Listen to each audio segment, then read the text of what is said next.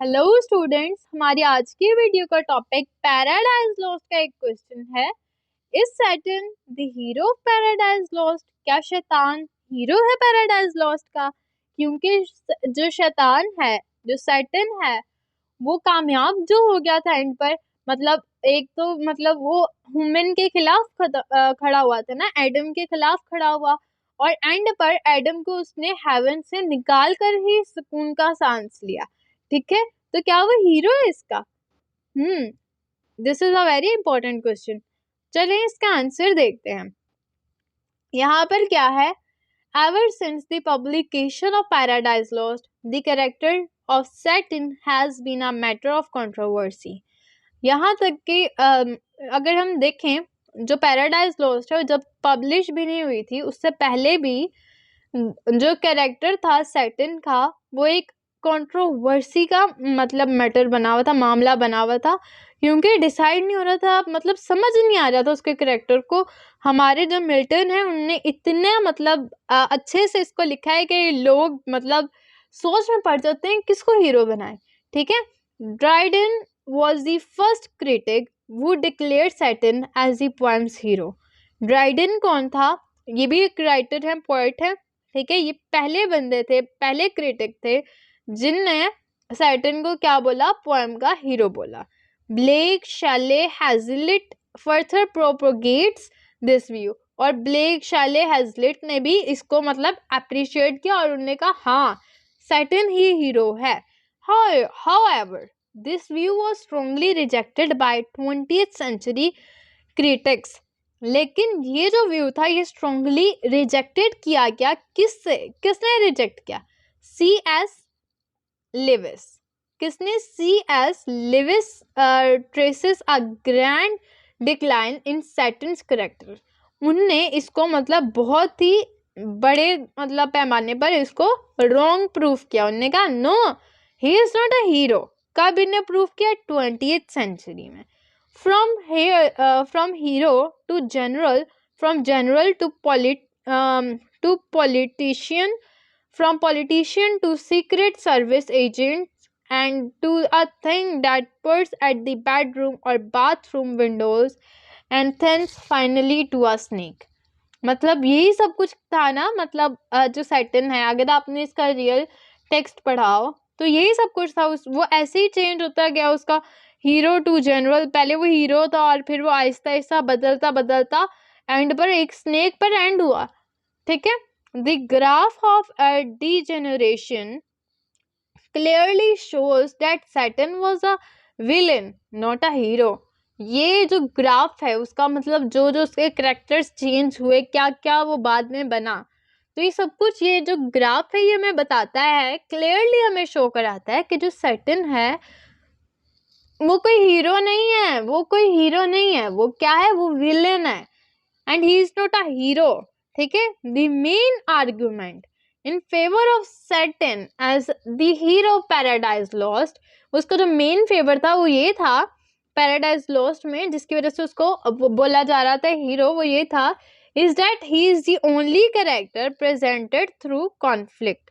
ये एक only character था जो कि कॉन्फ्लिक्ट वो पॉइंट होता है स्टोरी का, किसी भी पोएम किसी भी चीज के प्लॉट का वो पॉइंट जहाँ पर पूरी स्टोरी अपने पीक पर होती है। ठीक है, मतलब उसके बाद उस स्टोरी का फॉल हो रहा होता है, पहले सारी सिचुएशंस बता रहे होते हैं, फिर प्रॉब्लम्स आते हैं, प्रॉब्लम्स के बाद जब वो बिल्कुल पीक पे, जो कॉन्फ्लिक्ट पे जब पहुंच जाती है, तो वहां पर ओनली कैरेक्टर जो दिखाया गया वो कौन था? वो सैटर्न था। ठीक है, ये मेन आर्गुमेंट पेश किया गया था सैटर्न के लिहाज से। Saturn is a tragic in is as tragic a figure as Macbeth. Macbeth क्या है? ये क्या है? ये शेक्सपियर का ड्रामा है। ठीक है, मतलब सैटर्न भी कुछ उसके he is as tragic a figure as Macbeth is. ठीक है, उसकी तरह ये भी एक ट्रेजिक फिगर है, nothing more.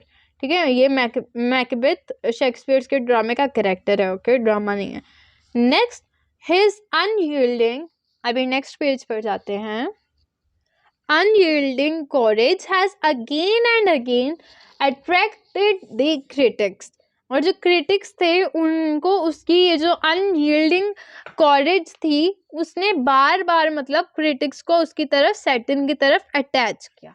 Through he though he has been defeated and humiliated, हालांकि वो क्या था, हार चुका था, ठीक है, ह्यूमिलिएटेड था, ठीक है। He is determined to continue the war against God, लेकिन फिर भी उसके बाद भी उसने अपनी वॉर को कंटिन्यू रखा, उसने अपनी वॉर को रोका नहीं, गॉड के अगेंस्ट वो लड़ता रहा, ठीक है, उसी के अगेंस्ट जिसने उसको बनाया था। Saturn feels immortal hated for his enemy, और वो मतलब इमॉर्टल फील करता है और वो अपने एनिमी से बहुत नफरत करता है। This hated emerges from the sense of injured merit, ठीक है। Satan thinks that God has unjustly ignored his values, लेकिन ऐसा नहीं होता, गॉड सबके लिए एक जैसा होता है, लेकिन उसको अब ये लग रहा था कि सैटर्न को ये लग रहा था कि वो बहुत ही बड़ी कोई चीज है, लेकिन गॉड उसकी वैल्यू को इग्नोर कर रहा है, उसमें क्या कर रहा है, मतलब एक अनजस्टिफाई कर रहा है उसको, ठीक है, मतलब उसको इम्पोर्टेंस नहीं दे रहा। And thus he has been compelled to rebellion, मतलब उसने फाइट करना शुरू की गॉड के against. Satan has also been admired for his long determination which he shows in the torments of hell, और उसकी जो लॉन्ग डिटर्मिनेशंस थी, ठीक है, ही ऑल्सो बीन एडमायर, मतलब उसकी ये इसलिए भी एडमायर किया जाता है इसकी जो लॉन्ग डिटर्मिनेशंस की वजह से, जो कि इसने टॉर्मेंट्स ऑफ हेल, मतलब जब ये हेल के अंदर था तब इसने मतलब जो शो कराया था। Some of the critics are convinced of his leadership, मतलब काफ़ी ज़्यादा क्रिटिक्स, काफ़ी ज़्यादा नहीं, मतलब कुछ क्रिटिक्स वो मतलब कन्विंस हैं इसकी लीडरशिप से, मतलब मुतासिर हैं, ठीक है। They appreciated his single handed adventure from the gates of hell through abyss to garden of Eden, तो वो मतलब उसने मतलब वो अप्रिशिएट करते हैं कि ये अकेला था, ठीक है, इसने अकेले रहकर इतने एडवेंचर्स किए, ठीक है, ये हेल के गेट से कहा गया एबिस से टू गार्डन ऑफ एडन तक वो पहुंचा, ठीक है। कॉन्ट्रेरी टू दीज आर्ग्यूमेंट्स, हाँ, इन आर्ग्यूमेंट्स के अलावा 20th सेंचुरी क्रिटिक्स और 20th सेंचुरी के क्रिटिक्स जो थे have found some very bad things in Saturn's character, उनने सैटर्न के कैरेक्टर में बहुत बुरी चीजें पाई, ढूंढी, ठीक है। Everybody knows that Saturn is immensely proud, हर कोई जानता था कि जो सैटर्न है वो बिला वजह अपने आप पर बहुत प्राउड करता है, ठीक है। As such he is a victim of great sin, जिसकी वजह से वो मतलब ग्रेट सिन की मतलब विक्टिम था, ठीक है।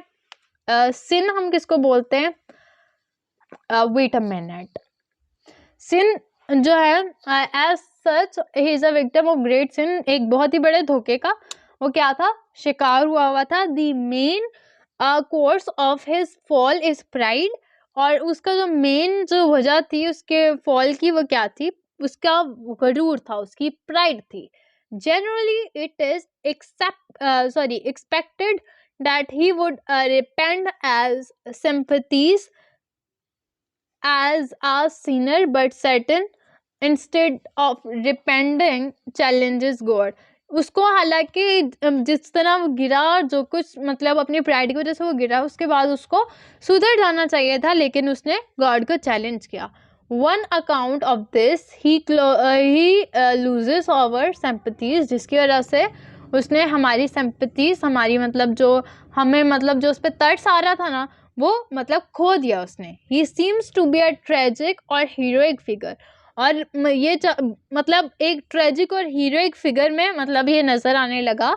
More over he it is an अगली aspect of his nature that he delights in evil, और ये उसकी मतलब नेचर का एक अगली एक्सपेक्ट था, बुरा एक्सपेक्ट था, ठीक है, जिसने इविल को जगाया। He delights in evil, that he delights in evil, जिसकी वजह से वो इविल में मतलब ज़्यादा घुस गया जो भी है, ठीक है। नेक्स्ट अगर हम देखें तो हमारे पास क्या है, ही सोल पर्पस। वीडियो काफ़ी लेंथी हो गई है, आप लोगों को यहाँ तक समझ आ ही गया होगा, सही है। कुछ तो लिख लोगे बच्चों। देखो अभी आगे सारा पड़ा हुआ है, इतना सा इतना सा इतना सा। इसका ना स्क्रीनशॉट ले लो, ये लो। चैनल को सब्सक्राइब कर दो, वीडियो को लाइक कर दो, और जो भी कर सकते हो कर दो। कोई भी प्रॉब्लम है बेटा कमेंट कर दो। और क्या, और चैनल को सब्सक्राइब करो, वीडियो को लाइक करो, लाइक कर दो, लाइक कर दो, लाइक कर दो, ज़्यादा सारे सब्सक्राइबर भी दे दो। और thank you so much for watching this video.